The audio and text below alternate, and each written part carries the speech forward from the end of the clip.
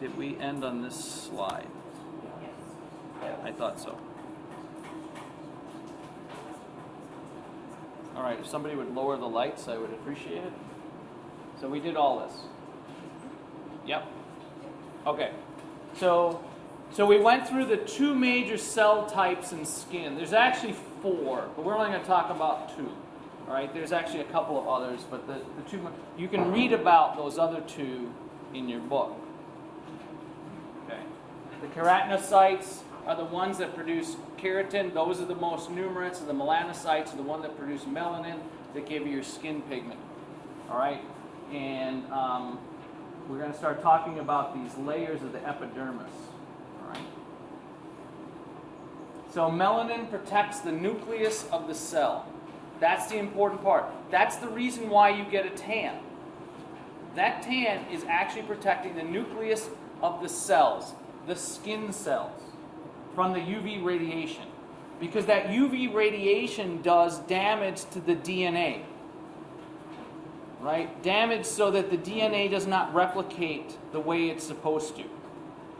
And that becomes problematic.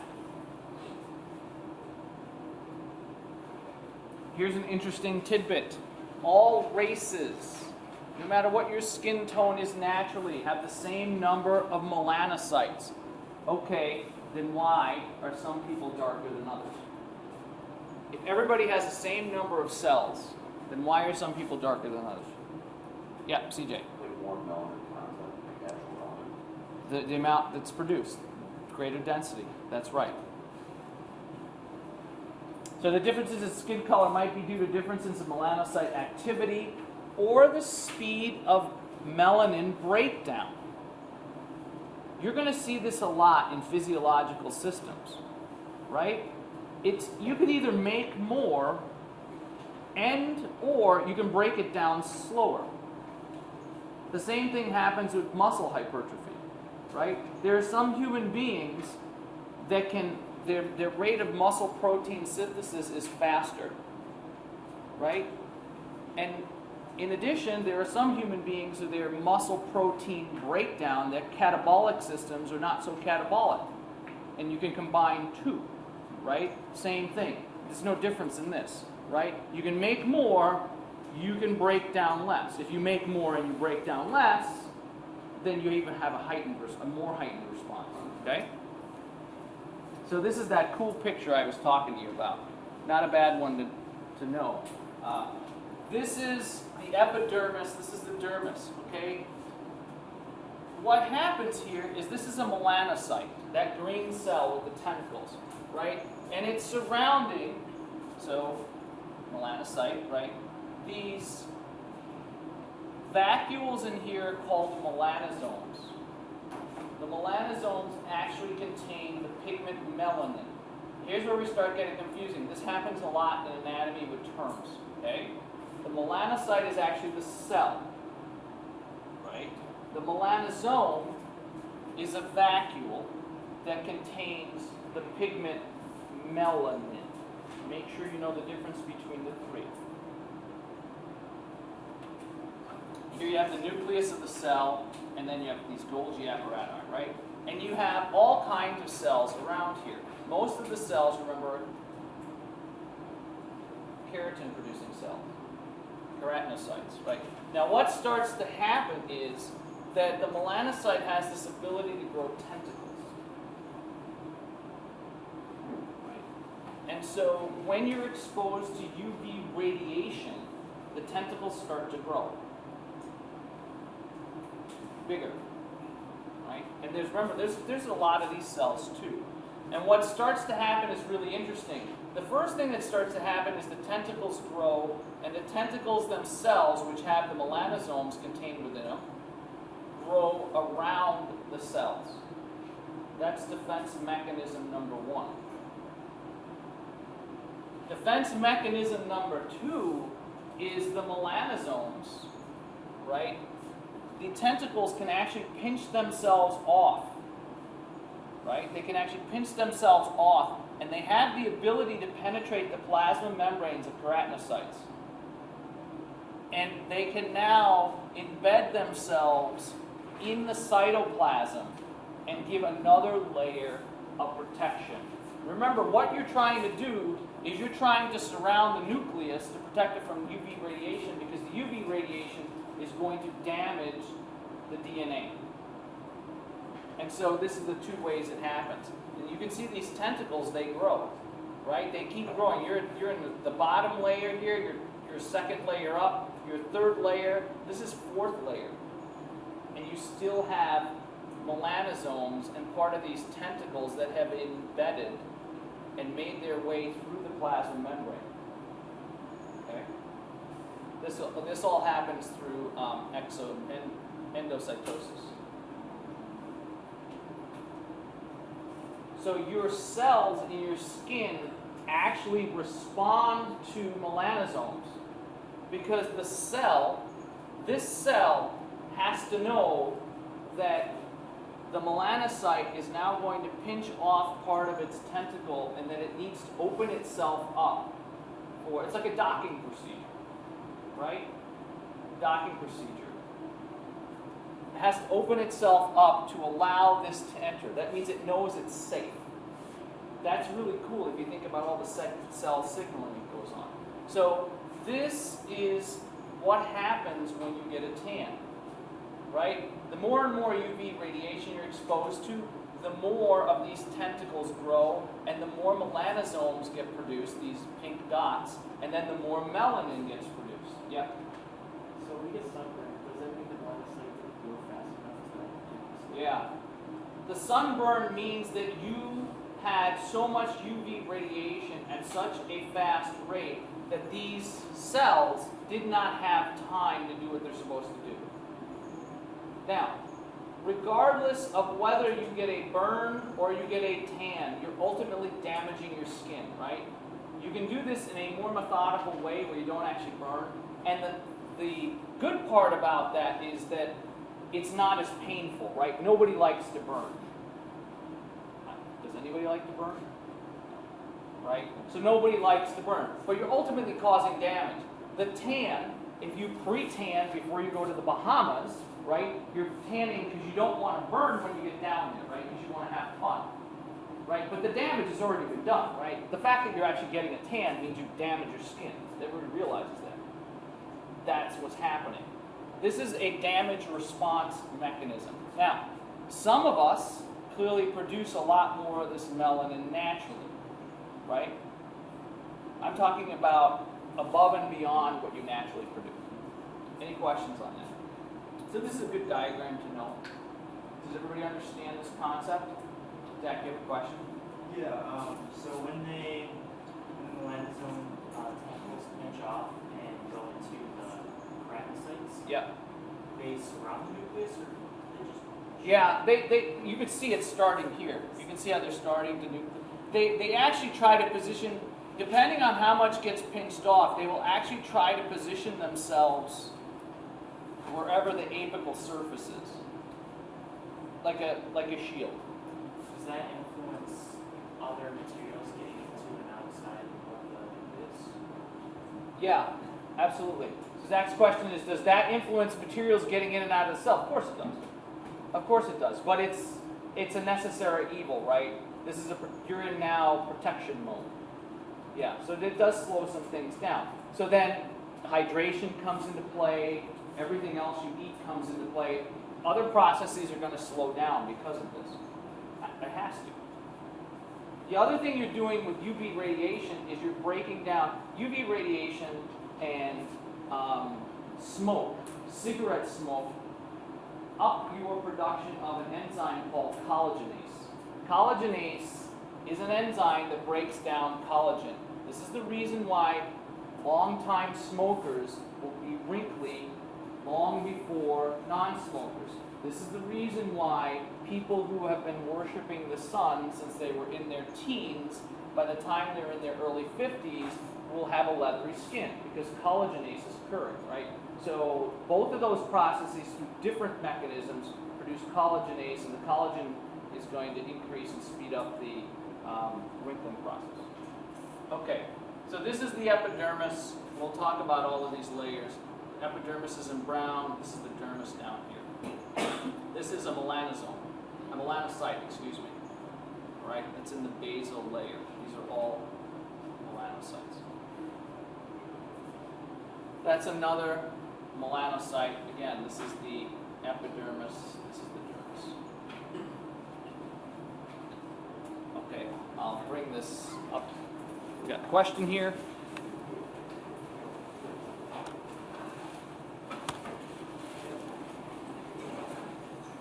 So I'll read the question. Which of the following are functions of the integumentary system? A. Protection, ridding of waste, vitamin D production. B. Protection, sensation, endocrine hormone production. C. Sensation, excretion, a home for good bacteria. D. Sensation, protection to make lymph. E. A, B, and C. Let's see what we get.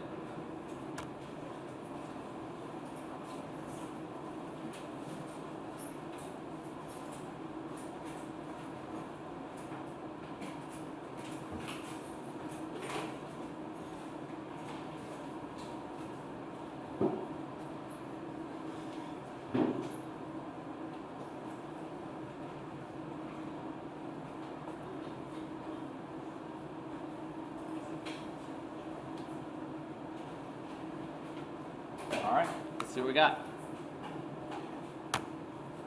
Ooh. Interesting. Well, at least somebody picked A. I'm not afraid of A anymore. Okay, let's go through them one by one. Okay. So which are the functions of the integumentary system? Does it have a protection? Yeah, so anything that has protection in it could potentially be a right answer. Does it rid waste? It does, it's part of the excretory system, right? Does it make vitamin D if exposed to UV? So that is a correct answer. Okay, so that is a correct answer. B, does it protection? So we know is it involved in sensation? You can feel things with your skin, right? So that's true. How about endocrine hormone production? Tricky. Vitamin D is an endocrine hormone. Oh, it's called a setosteroid. Yeah, I mentioned it briefly, so I knew I'd get a few people on that one. So that one's right. What about C? Sensation, excretion. This one's tricky. It is a home for good bacteria. There are actually a lot of bacteria. You're made up of more bacterial cells than your own cells, right? A lot more. So good bacteria live on your skin. That's why, again, overwashing, even as an adult, is a bad idea. Right? So, because there are good bacteria that fight bad bacteria. Okay? So, the best answer then would have been E, which is not bad. So, the good news is that these are both, A and C are both correct. Right? It's just that E was a better answer. Is everybody clear on why E is the best answer and the rest of them are still correct? Okay, good. Excellent. Good job. Very good. All right. So, based on the number of layers in the epidermis, the thickness of these layers, and whether or not the hair is present, there are two types of skin. These are the characteristics. There are two types of skin. There's something called thin and thick skin. So thin and thick skin have a different number of layers. Okay, that's one characteristic difference. They're different thicknesses. That's implied by thin and thick. Right? And some of these types do not have hair present.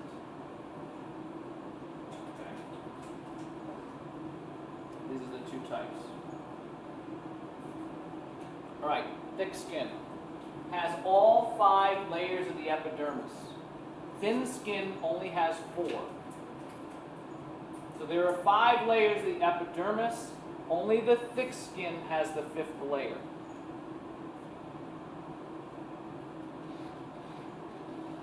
Found on the palms of your hands, fingertips, and soles of the feet. This makes sense to you, right? If you think about where the thickest skin is, it's on your palms, on your fingertips, and on your feet. You can also think about there's also no hair on thick skin, right? It would be a good idea to put hair on your fingertips, on your palms, or on the bottoms of your feet. They just wear off anyway, right? It would never be there. Thin skin is only 4 layers, and it's found everywhere else. And you do have hair on thin skin.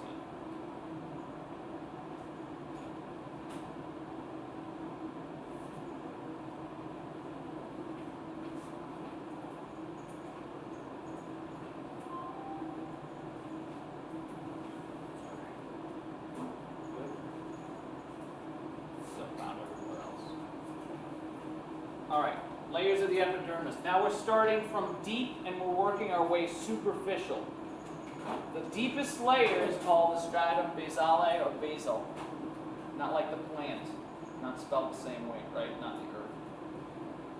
It's the deepest layer. It is 1 cell layer thick. That's where all the mitosis occurs, right? It's on the basal area. It's the boundary between the epidermis and the dermis, essentially.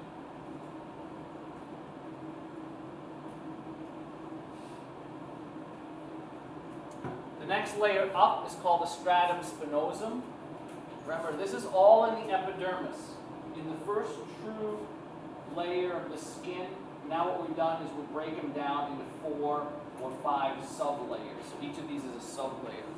The stratum spinosum is several layers thick, and you have lots of desmosomes.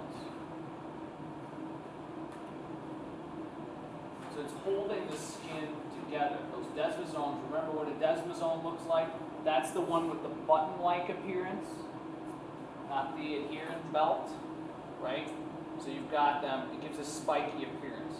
It's the desmosomes that give it a spiky appearance, because they're button-like. Alright, so there's some strength here. So again, this is the epidermis. These are the different layers. Again, they don't mean anything to you right now, but we'll go through them. This is the dermis, bottom, top of the epidermis. Okay, keep going. Stratum granulosum is the next one up. Remember, we're going from the bottom to the top. It's 2 to 5 cell layers thick. So as you're going up from deep to superficial, you're increasing the number of layers. Contains these keratinohyaline granules. So this is the layer and lamellated bodies. This is the layer that starts producing keratin. Right? Because what's going to start to happen is the skin cells that were deep, as they're moving from deep to superficial, they're starting to die. That's what your skin cells do, which means they're going to lose their nucleus, they're going to lose a lot of the cytosol, and it's all going to fill in with keratin that's made by these keratinohyaline granules. The other thing that's starting to happen is they have these lamellated bodies, and these lamellated bodies produce an oily-like substance that's coating the outsides of the cell. An additional layer of protection. So your skin is multi-layered. There's a scaffolding of protection that you have in the skin, right, at multiple layers. These keratinohyaline granules give the epidermis strength because, remember, keratin, which they're producing, is a tough protein. It makes it smooth. It's going to make it strong. So they're starting to die. That's the trade-off. In order to, once keratin starts being produced and is being infused, the cell has to die.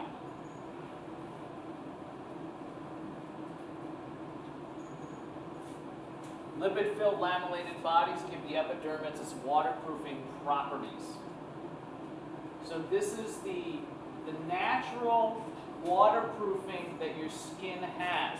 The sebaceous fluid, sebum, that comes from where your hair is, that's an additional oil that also gives you waterproofing and has antimicrobial properties. But the actual cells themselves, the lamellated bodies, give them the waterproofing. So again, there's several layers of waterproofing in your skin.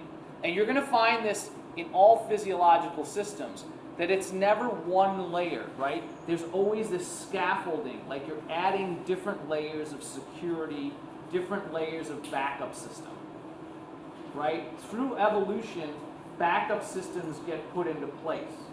You keep what is useful, you discard that which is not. That's what evolution does most of the time. And so that's one of the ways it will waterproof your skin. I'll go through these real quick. No need to look at these pictures right now. All right, stratum lucidum. This is the fourth layer up. This is the difference in the number of layers. Only thick skin has the stratum lucidum. It is a transparent layer. Okay? It is a transparent layer that is only found on your fingertips, and your palms, and on the soles of your feet. You will not find this on the back of your hand.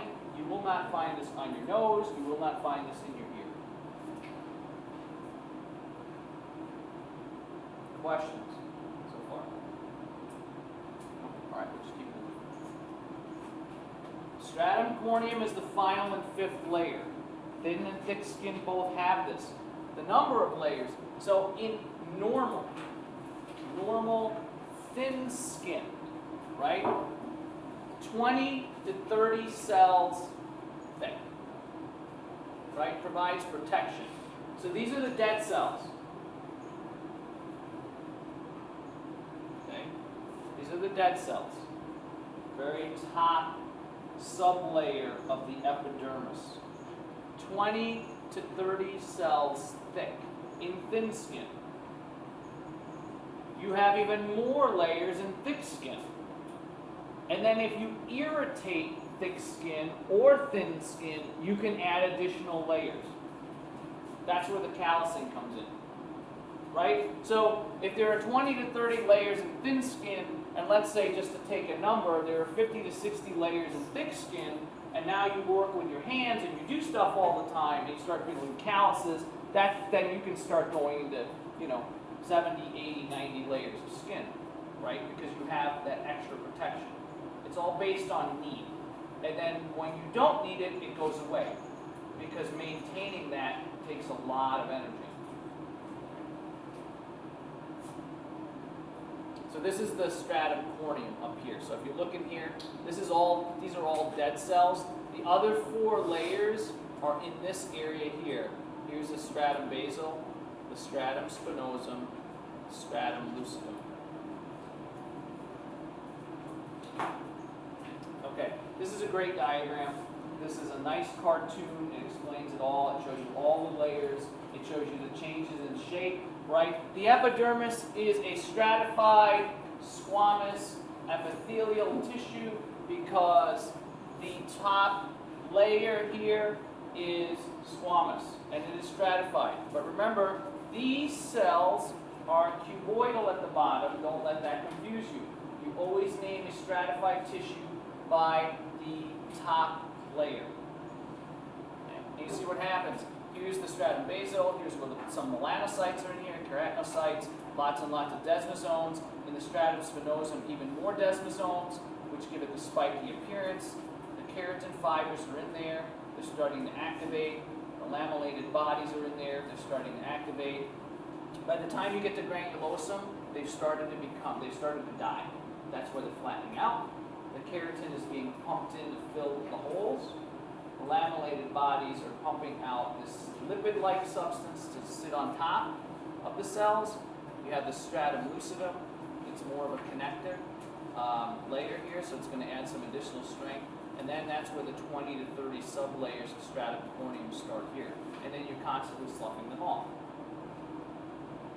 So your skin, under normal circumstances, you can produce as many cells as you can slough off, right?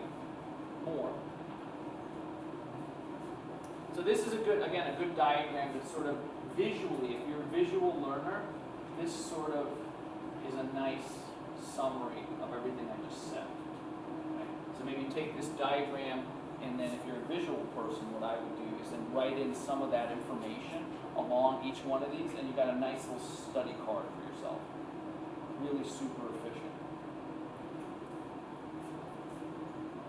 All right, now the second true layer of skin is the dermis. That's deep, right? It is below the epidermis. So the epidermis has 5 sub-layers. In thick skin, only 4 sub-layers. In thin skin, now is the second true layer is called the dermis. It is deep to the epidermis. It is a connective tissue layer, right? It's the first of the connective tissue layers. So it's going to be strong. So what are we going to find in there? A lot of. What do you think? Yeah, CJ. Collagen fibers. Collagen, what else? What are the kinds of things you can find in there?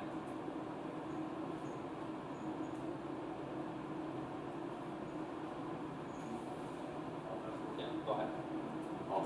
Elastic fibers. Elastic. Your skin's very elastic. Yep, you'll probably find them all in different amounts, right? Richly supplied with nerves and blood. Remember, the epidermis is epithelial tissue. Remember, epithelial tissue is tightly packed and it is avascular, right? But the dermis is not avascular. The dermis is supplied with nerves. You've got lots of blood vessels, right? So when you cut your skin and you bleed, you automatically know what? How deep have you gone? Because you've had cuts, and everybody's done this, right? Where you get a cut and it doesn't bleed, especially on your thick skin, right? You ever wondered about that? You're like, how come it doesn't bleed sometimes? Because they're dead. Because there's no blood supply there. When you draw blood, that means you've penetrated the dermis. You have to have, because the blood vessels are only in the dermis. That means you've gotten through all of those 5 or 4 top epidermal layers. But I've done this, right? You get not such a deep cut, and you're like, how come it's not bleeding? Am I dead? No, you're not dead. The cells are dead, but you're not dead. Okay. You have lymphatic vessels in there, oil and sweat glands. So all of the machinery is in the dermal layer. Anybody ever been on a cruise? Yeah, been on cruises? Where's all the happenings going on the ship? Bottom. You ever seen what the size of one of these ships, especially like the Lord of the Seas or any of that, like video of them? It's like walking into Costco and Home Depot. That's what it looks like. That's how much stuff is going on there. They got huge trucks down there, right? That's the dermis. The dermis is where everything's going on, right? And so everybody up above can, get drunk and do whatever else they do, swim and have a good time and eat, right? But the machinery, the workings of that, the workings of the skin are all in the dermis. You got to keep the dermis healthy. Dermis healthy keeps everything else healthy, because that's where the nutrients are coming from. Okay. Again, we talked about this. Not a bad one to know. The dermis is all here, right? Here's the sebaceous gland that produces sebum. Here's the hair follicle. You have sweat glands. There's a couple of different kinds of sweat glands. Those are associated directly with hair. Those that are not. You've got the blue represent veins. These are arteries, and then of course you've got the subcutaneous layer under there. And then remember, these are erector pili muscles, which are the ones that give you goosebumps and make your hair raise up. Okay. So you can see they just keep getting thicker. So we'll talk about burns too. When you get a first-degree burn, right? A first-degree burn means that you're in the epidermis only. The second-degree burn means that you're in the first and the second layer. The third-degree burn means you've gone all the way down to here. That's how severe it is. It's problematic because of all the waterproofing. Remember, the thing's bacterial infection. So that's the difference between the degrees of burns, is how deep you've gone. Yeah? This is a really different. Can you get more than a first-degree burn from sunburn? Oh, yeah. You get third-degree burn from sunburn. If you're really light-skinned, I've been to Nicaragua 6 times, and 6 times I have seen stupidity that has blown my mind. Okay? And one of the things that has blown my mind is when you're at the Tropic of Cancer, which is where you are, you're really close to the equator, right? The sun is really intense. It's not like a Wisconsin or a Minnesota summer. Okay? It's not the same. Okay? When people tell you to put sunscreen on, and by the way, putting sunscreen on does not mean doing this.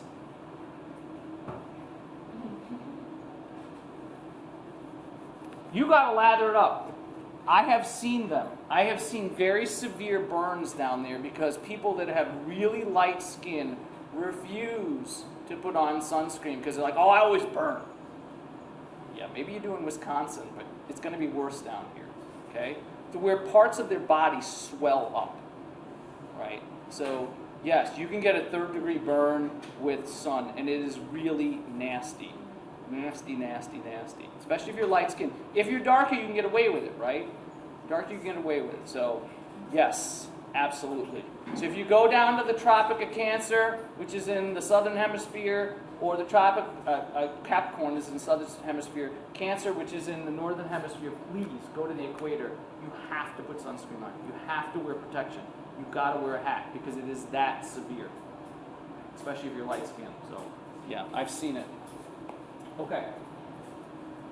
Divided into two regions. So the dermis, which is the deeper of the two layers, is now subdivided into two regions.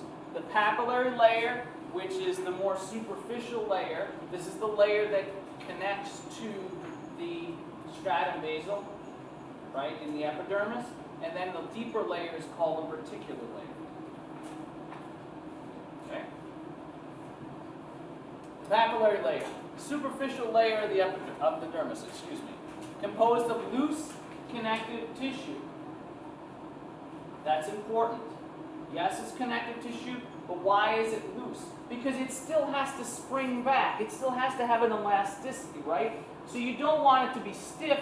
I mean, is your skin stiff? What would happen if your skin was stiff? Like bone. You can't move. How are you going to pick up something? Right? You need some friction. You need it to sort of flex, right? And it's not just the epidermal layers that need to do that, but the very first layer also has to have some give to it. But it's strong. It's still connective tissue, but it's connective tissue with give. So what kind of fibers are you going to find in there? It's still got to be strong. Predominant fibers. There's 3 fiber types, right? You're going to find collagen. Is that the predominant? Elastin. That's exactly right. It has to be. There's collagen in there to give it strength, but if it's too much collagen, think of cartilage or bone. Well, that's not good either. It's not going to be movable. Now, deeper to that, you're going to find more collagen, right? Because that now has to be the foundation. You don't want it moving that much. Okay. Has projections called dermal papillae. Okay? Dermal papillae. These are projections. Now I'm going to start trying to show you how to identify these parts in the slides. All right, so here is a epidermal layer. Here's the dermal layer. These things here, these ridges, are the dermal papillae. Here you can see it at 40x. Here you can see it at 500x. Right? So these cells here are the stratum basal, right, which is the most superficial layer of the epidermis. This is all epidermis. This is all stratum corneum. These things here are the dermal papillae. This is the papillary layer, right? This is the papillary. You see how this is loosey-goosey in here? Right? It's irregular light. It's loose connective tissue. It has an irregularity to it. You'll see it here. When I put the line in, this is the papillary layer. Okay, these are the dermal papillae. These are the melanocytes and the keratinocytes in the stratum basal. There's not a lot of stuff going on here. A lot of elastic tissue, some collagen, some reticular fibers. The reticular layer now is different, right? Now it's different. Now you can see the stratum corneum here. You can see the other 4 layers here, the epidermis. Here's layer 1, sublayer 1 of the dermis. Here's sublayer 2. And now that I have hopefully the dotted yellow in there, it's pretty clear that there's a difference, right? This tissue doesn't look like this tissue, because it's not. But all those other times that you've seen it before, it didn't mean anything to you. But now it should start to mean something to you. You should be able to start to be able to distinguish somewhere along the lines here. Is this probably papillary layer here? Yeah, it probably is. They just drew a straight line. Okay, questions on that? Yeah, Eden? Yeah, so there's the basement membrane, right, between the dermis and the epidermis. Correct. So does that basement membrane follow that? Yes, the basement membrane follows the dermal papillae. Right, yeah. That you have to assume that there's a basement membrane because all epithelial tissue has basement membrane. And that basement membrane is then subdivided, right, into two sub-layers. Remember that. So even though I'm not talking about it, you have to keep thinking about that layer. It's there. All epithelial tissue has to have it, even though I'm not talking about it here. All right. Here's another one, same idea. Here it's just a different stain. Again, you can see the density. This one looks a lot more dense, doesn't it? This one just looks like tannish, but there's not a lot of stuff going on in here. This one, there's a lot more stuff going on. Yeah, yeah. Is color a good indication then? Yeah, color is a good indication. Absolutely. And a lot of these layerings, that's what a pathologist would look at. That's what a histologist would look at. The color does make a difference. Absolutely, because things stain differently because of what they're made of, predominantly. So absolutely, the color is huge, right? Each one is a different color because of the different proteins that they contain, or the different densities of protein that they contain. So yes. Other questions? So here's an interesting one for your parties. What is a blister? A blister, by definition, separation of the papillary layer of the dermis from the epidermis can result in the formation of a blister. What ends up happening is you have fluid that accumulates between them when they separate, and that's what the blister is. So when you get a blister, you've separated the very top layer of your skin from the second layer of your skin. And then fluid comes in because it's an inflammatory process to fill in the gaps. And that's what you end up seeing is the blister. And of course that fluid's going to seep through, it's going to make everything puff up. The reticular layer, remember, is the deep layer. It is composed of dense, irregular connective tissue. Remember the two main categories. Keep going back to the tissue lecture. You're gonna have to think about that lecture over and over again, right? Two main types of connective tissue. Well, the categories are true or proper connective tissue, right? Then you have the solid connective tissues like bone and cartilage, and then you have the liquid. In the proper, you had loose and dense connective tissue. What were the subcategories in that? What were the subcategories in dense connective tissue? Don't forget that stuff. You got to keep it in the front of your memory. So again, this is loose, and you probably, if we went through a line of questioning, could have figured that this is not regular tissue. Why is this not regular dense connective tissue? What would be the telltale signs? What would you expect to see if this was dense regular? Yeah, George. They'd all be going in one direction. Are these all going in one direction? No.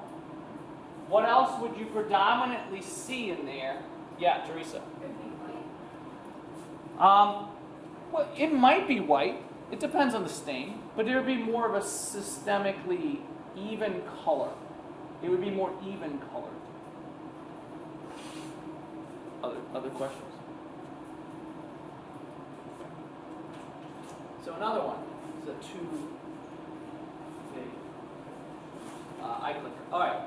In which layer of the epidermis are the melanocytes located? All right. This is going to be pretty straightforward, hopefully. Stratum corneum, granulosum, spinosum, basal, or lucidum. All right. Let's see what we got.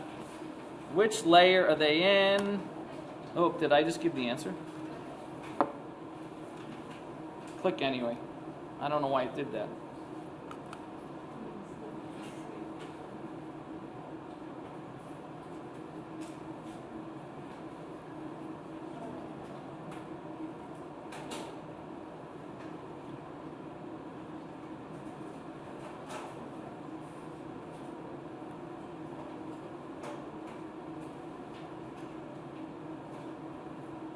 All right. Good. So we'll go back. D.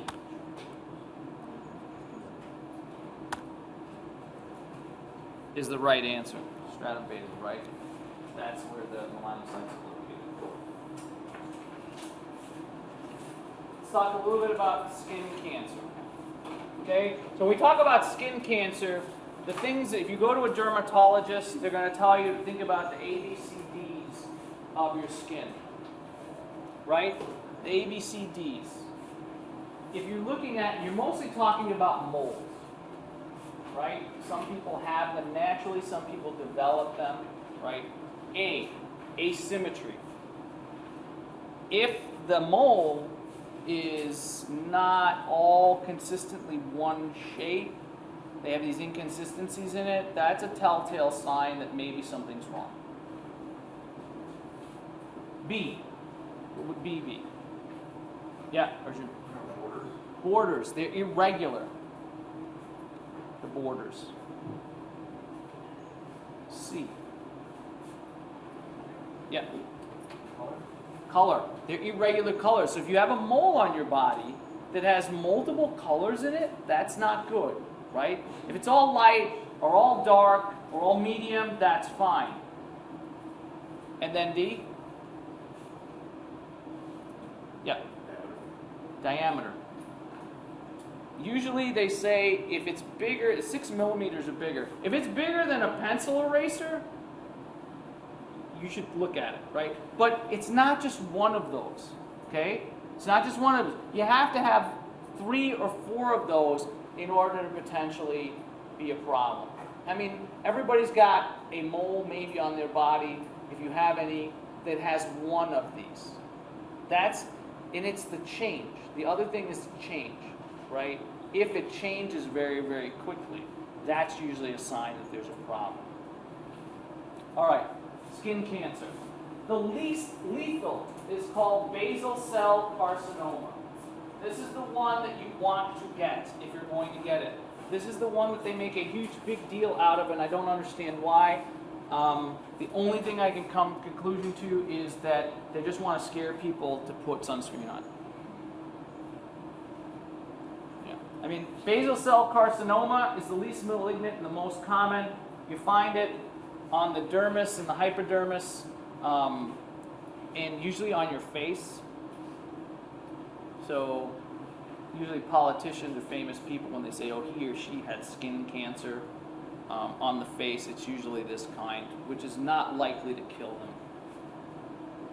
I mean, any cancer, given enough time and given the right conditions, can sort of morph and become more dangerous, right? But this isn't like if you have this, if you don't go to the doctor right away, you should write your last will and testament out. It's not that malignant.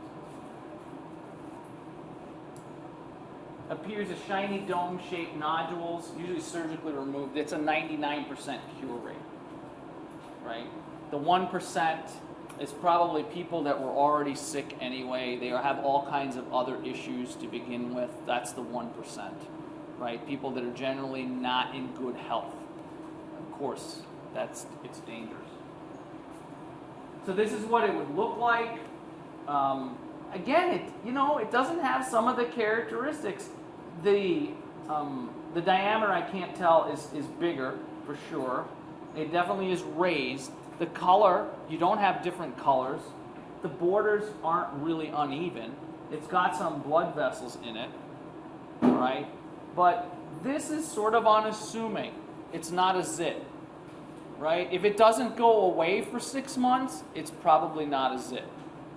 Then you should probably get it checked out, right? Because a zit is it's either going to do what it's going to do, and then it's going to go away, right? It doesn't hang around.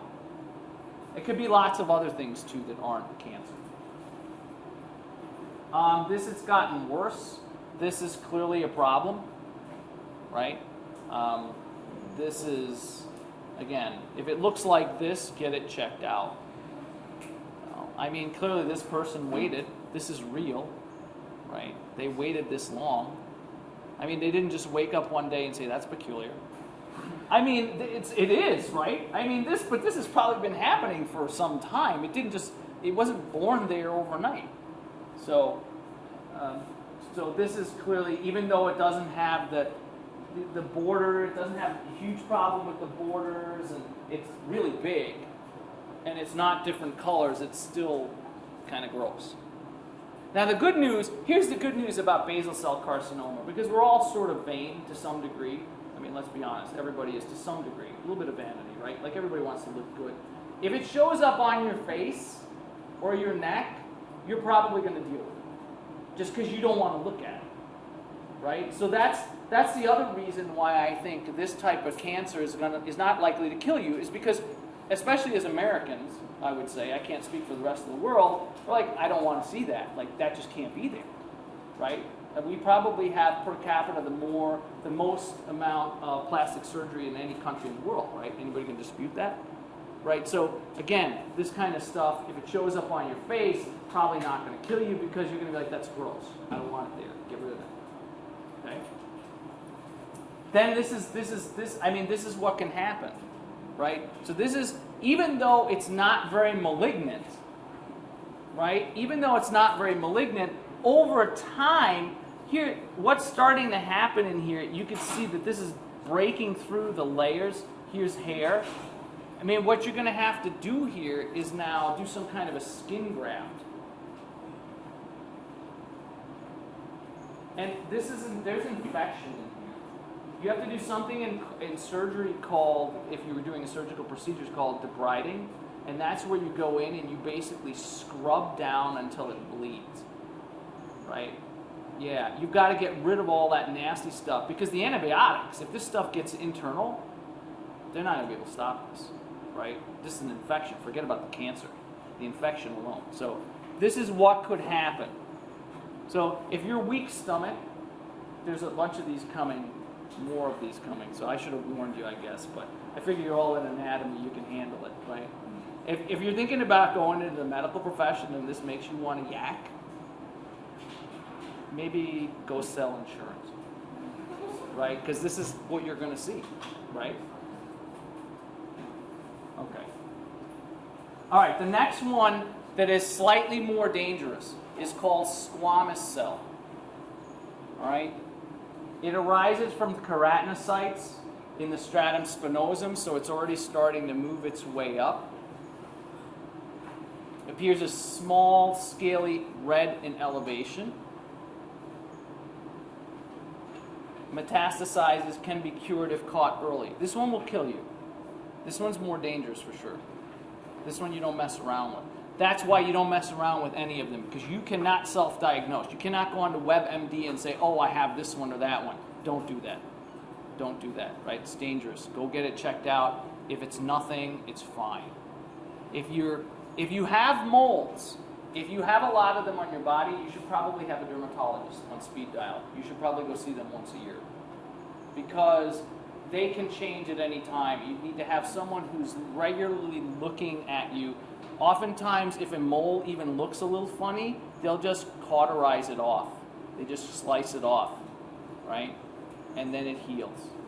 And then they'll send it out for analysis. That's the best thing to do. So if you have lots of them on your body, you should probably go at least once a year, like more so than you'd even go maybe to your general practitioner. All right, so this starts to get a little bit more gross. Here you can see the mole. You can see that this is just turning nasty. This is sort of gangrene-esque. Gangrene is nasty, right? You have irregular borders. You have irregular colors. It's bigger than a pencil eraser head, and it's infected. Okay? This is squamous cell. Again, if you see this on parts of your body that on the front side, I call it the mirror side, you're probably going to do something about this before it gets this bad. The insidiousness about these types of cancers is where you can't see. And that's when it gets in the parts of your back, right? And that's why, again, we'll go back to Nicaragua, and I'm not joking now, I'm being serious, okay? When people don't put the sunscreen on, especially on their back, I say at least put it on your back. My fear as a parent, as a professional, is that that's the part of your body you don't see all the time. If something happens back there, unless you're in a committed relationship or somehow you have access to being able to see the back, you're not going to see it, right? On the front, you see it, right? In the mirror, you brush your teeth. But on the back, you're not going to see it. And so it's even more important to put that sunscreen on. This is on the lip here, okay? You can see how it's red. Again, it could be lots of things, right? Just because you see something like this doesn't mean it's cancer. It could be lots of things. It could be a blister. It could be part of the herpes simplex. I mean, a canker sore. Who knows what else it could be? So you get it checked out. This is bad, okay? And you got to ask yourself, now this is on the top of your head, not your back, right? But how do you get to the point where this, I mean, at what point did it's got to be a he, right? It has to be a he. Because there's no female that I know that would ever let something like this get to this point, right? It has to be. What are you thinking? Like, I don't know. Would you let it get this far? I mean, that's almost your entire head.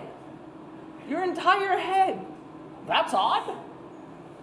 I mean, you're shampooing up there. I mean, we say it in jest. So we're trying to make, something that's super serious, not so serious. But, I mean, this is infected, too. It's really infected. Okay? This is dangerous. This is really, really dangerous. But these are real pictures, right? If you really want to see things about human nature and what people are capable or not capable of, go into a hospital setting. Or talk to somebody who works in a hospital. They'll tell you stories that will blow your mind. Right? But this happens. If this was a homeless person, you could see it. You could there are situations where people, they're not in the right state of mind. This was not a homeless person, so, this is serious. Yeah, did you have a... Yeah, are there any types of cancer that kind of pop up? Like, I know, like, MRSA and stuff, like, it can, like, blow up overnight.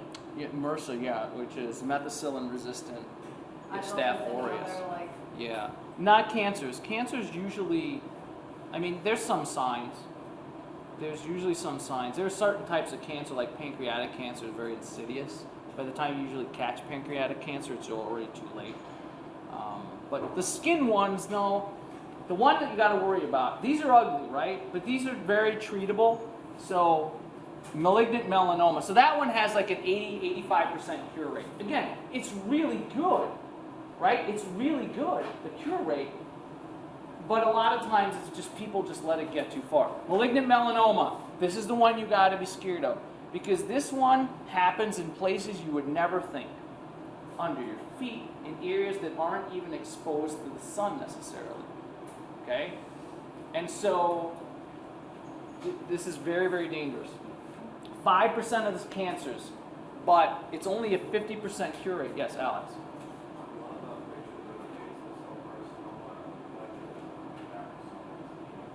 Yeah, you can get all of them in different places.